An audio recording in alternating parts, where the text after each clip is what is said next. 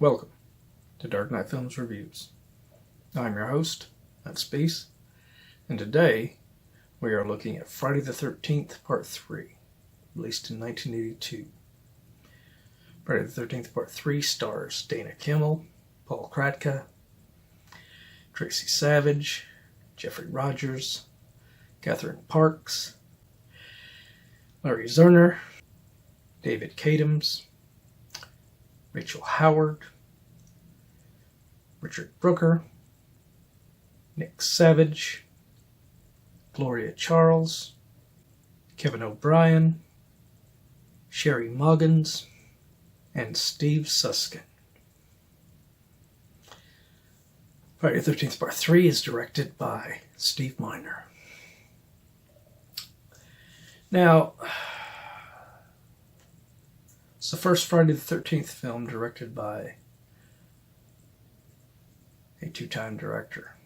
Steve Miner directed Friday the 13th Part 2, and he returned to direct this one. Now, to be honest, I think Steve Miner did a better directing job on Friday the 13th Part 2.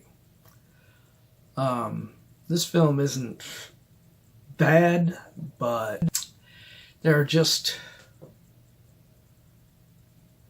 elements of this film that just don't work. Well, one of them, of course, is the 3D that this film was shot to take advantage of.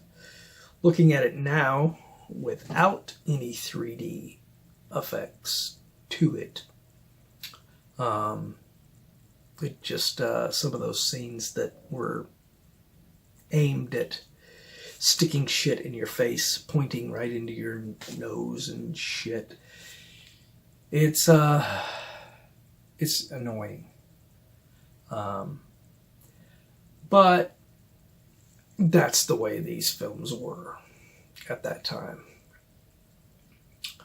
So I can kind of excuse that. As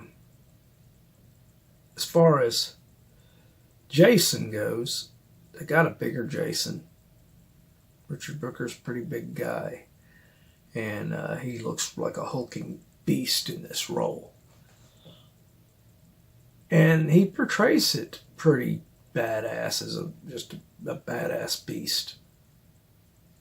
Until the end, when he has to face off with the final girl, Chris Higgins.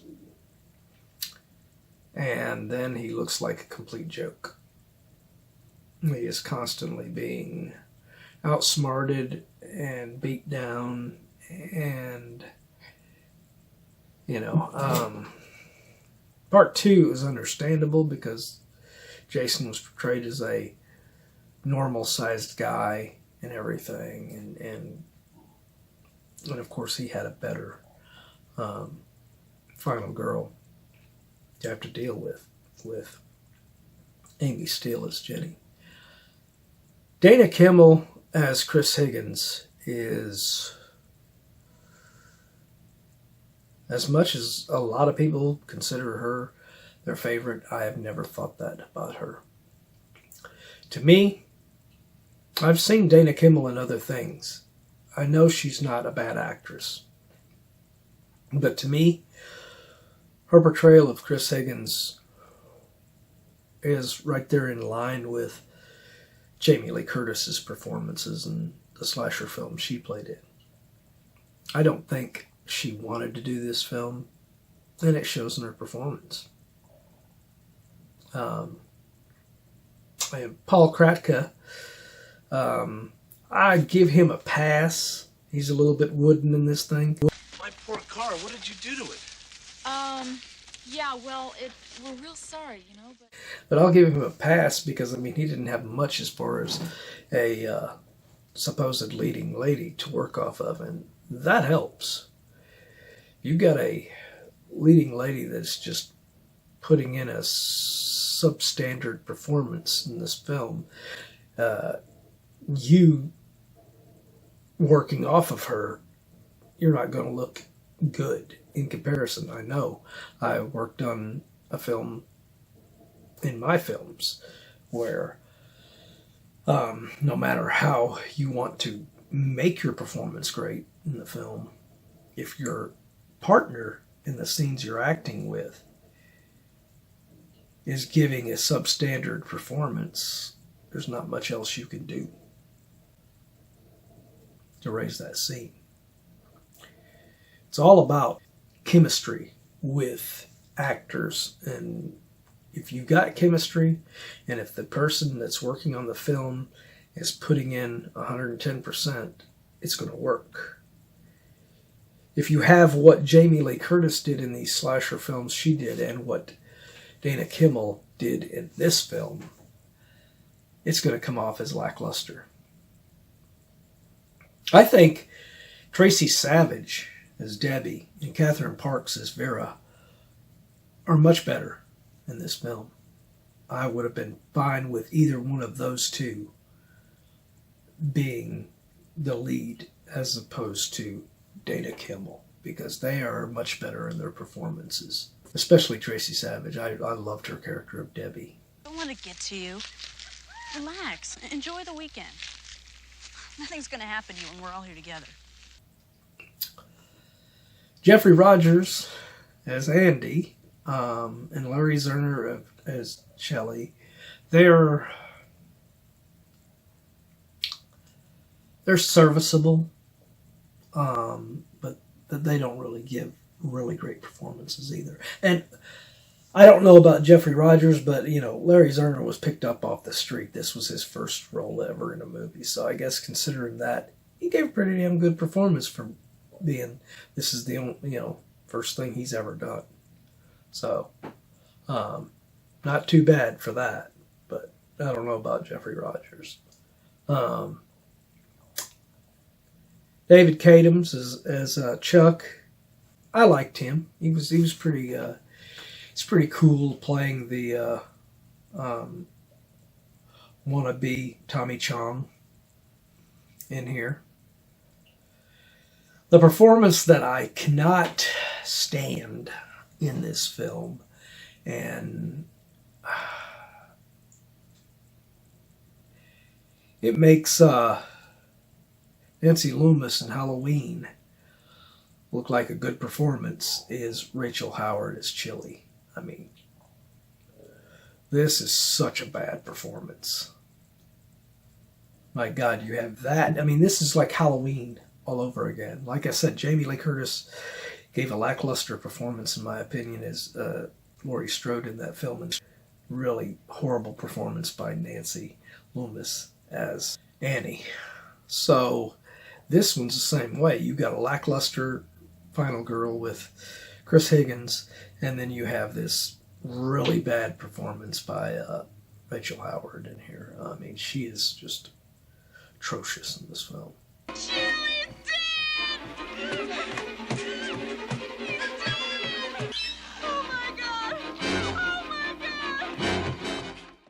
A standout in this film, which most people condemn this film for and think that it had no place in it, was the biker characters.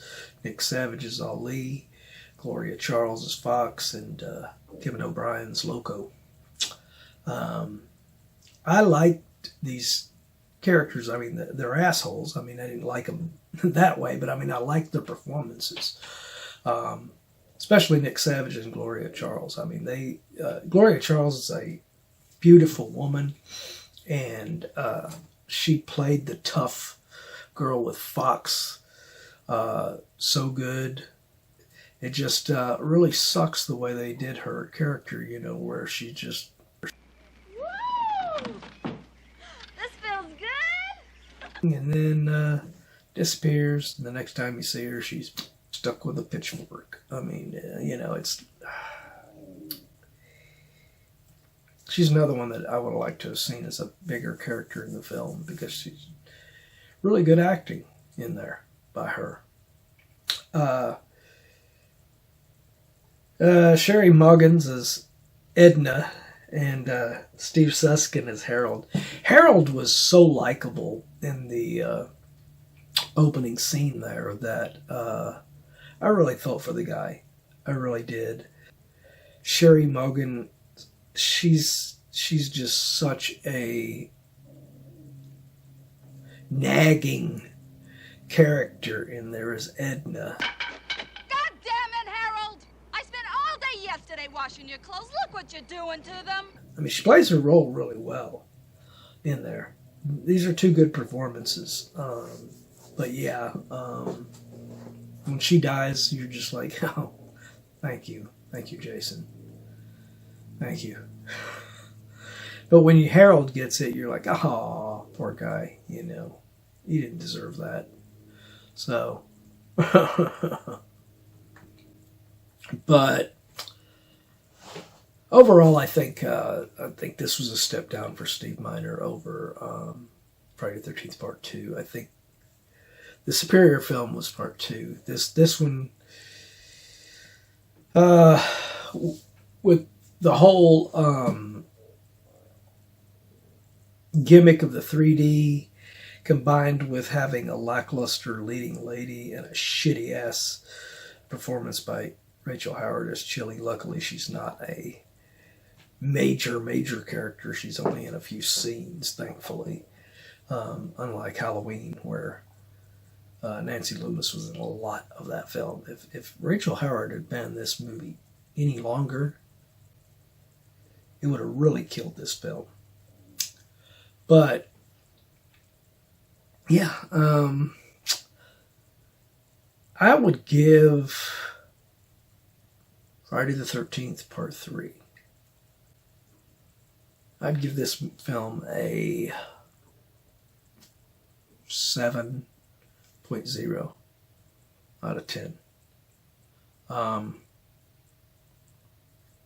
Jason gets his hockey mask. It's a very memorable moment then. And he's really great throughout the rest of the film, Richard Brooker is. It's not until the end where Steve Miner decides to make him a bumbling idiot running around looking like a fool and being outclassed by a badly performed Chris Higgins. So,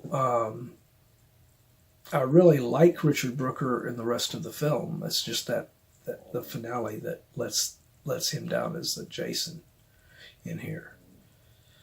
But what do you think? Do you agree with my review? Let me know in the comments down below. And, as usual, if you like this video, do not forget to like, share, and subscribe. This really does help this channel out a lot. Alright, well, see, I told you I'd get back to those 80s reviews and stuff here. We're starting on the 3s now. This is the beginning of the 3s. So I am telling you what I'm doing next. We're going to work on the third chapters in the third sequels in these films. So, starting with Friday the 13th here. So, hope you've enjoyed this one, and I hope you will visit on my next one. Thank you for watching.